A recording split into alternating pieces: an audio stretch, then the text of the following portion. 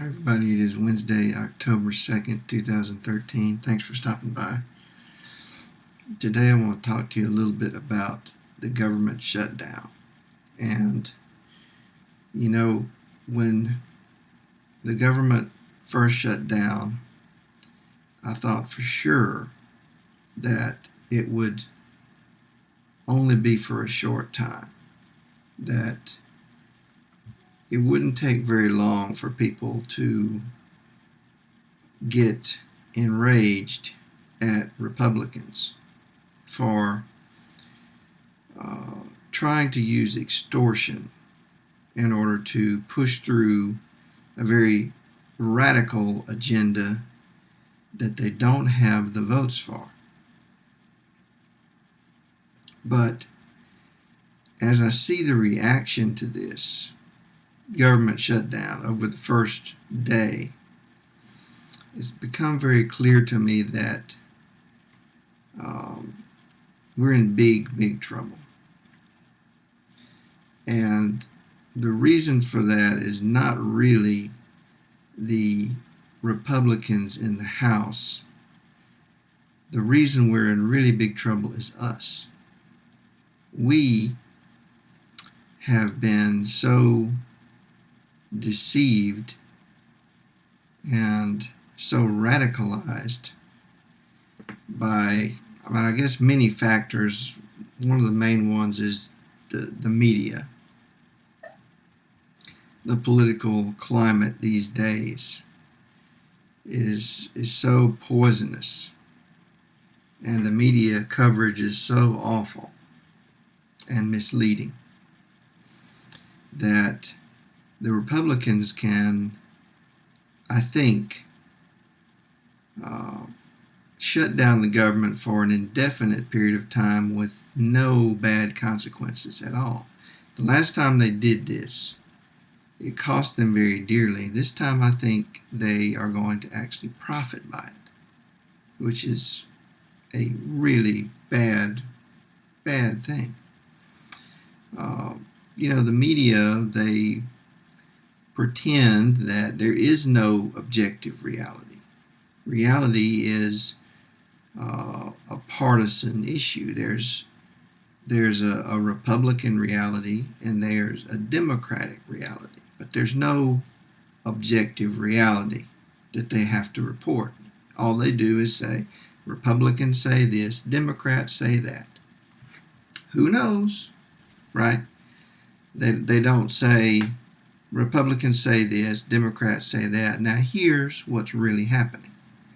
What's really happening is what you never get. All you get is propaganda from each side.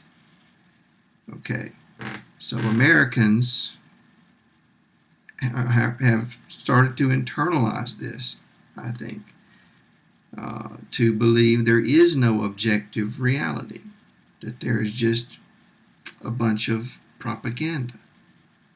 And they can believe whatever they want to based on what side they're on. And, what I see people mainly saying, and this is across the political spectrum, this is not just conservatives, but I think it's more pronounced on the conservative side, but it happens across the political spectrum. People are just saying, well, they're all bad. They're all bad. So Congress is at fault. Congress, what are you doing? And that's also something that's in the media. Congress is at fault. Now, that's just totally wrong. The Democrats are not at fault for this. Now, the Democrats will also do bad things. I'm not saying this just to be protecting Democrats, but this is just objective reality. The Democrats didn't start this. The Democrats didn't do it. And the Democrats really had no choice in this matter. The Republicans have shut down the government And the scary thing is the effects of this shutdown go right in line with their main ideology. So it is possible that if people don't get angry at them, the shutdown could be permanent. It could be permanent. Because if there is no political blowback, this shutdown achieves their primary goals as a party. I want you to think about that. They're always talking about eliminating federal programs. This would effectively do that. And if we don't get angry at them, but we just say, oh, politicians are bad, well, that's a free move for them. You know, if you're no angrier at them than you are at Democrats, then there's no political consequences for them. Eliminating a large portion of the government. And I think they realize that. I think they know that, you know, when people start saying everybody's wrong and nobody's right, that they're no more wrong than the Democrats are. Okay? And I've seen a lot of people, amazingly enough, saying it's the Democrats' fault. Okay? Now, if you think it's the Democrats' fault, then here's what you're saying. You're saying that if Democrats were to decide to double Social Security and double food stamps, nationalize the banks, nationalize the oil companies, nationalize all the major industries, and repeal the Bush tax cuts and institute a 90% tax on the rich, and take all of that stuff and just stick it in the funding bill, a totally unrelated bill, okay? Just stick it into the spending appropriations and shove it over to the Republicans and say, either you sign this or the government stops. Okay, and then Republicans say, well, that's ridiculous. You don't have the votes to pass this. This isn't democratic. You can't just stick a gun to our head and say we have to give in to your radical ideology and anything that you want, the rabid left of your base, the most extreme leftists in your party, just hand us their agenda and say if we don't pass that, we can't have a government. Okay, you can't do that. We don't have to do all that just to keep the government going. And then the Democrats say, well, you won't negotiate with us? All we want is to get our way. Why don't you talk to us? Okay, come on, let's talk. Either you do this or we shut down the government. Republicans, what's it going to be? Now, if the Democrats did that, would any of you Republicans out there say it's the Republicans' fault because they didn't just give in to the Democrats' demands and give them what they wanted or give them some portion of their radical ideology? I mean, that is what the Republicans have done. They have tried to use extortion to push an extreme agenda that they had no votes for. They could not pass that in the House. They couldn't pass it in the Senate. They can't get it past the veto. They have failed in the democratic process. They've had over 40 votes on this while people have been out of work. They voted on this 40 times.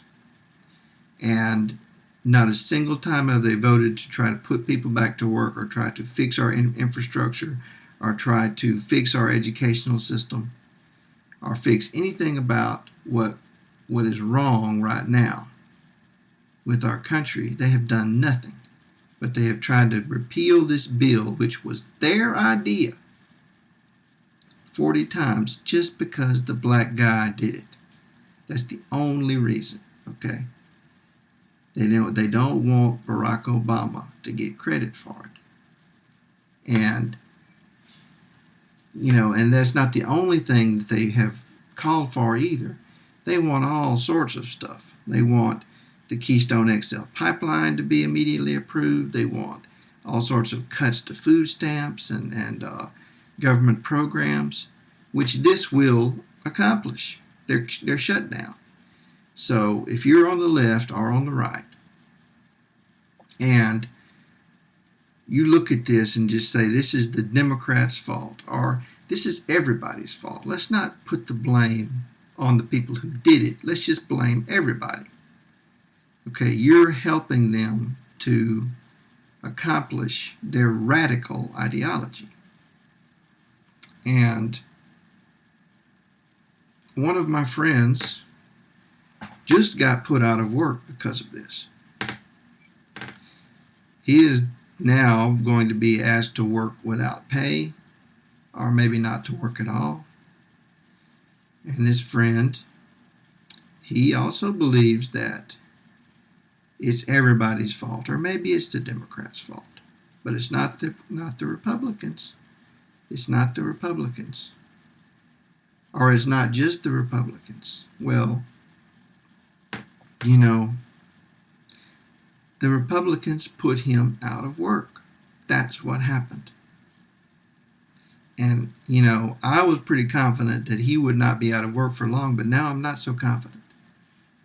Seeing the reaction and how effective this could be for them, I think that this might be permanent, which is very scary. And the only way it's not going to be permanent is if people get angry and direct that anger at the people that are doing this, not just everybody. When you get angry at everybody, you get angry at nobody, okay?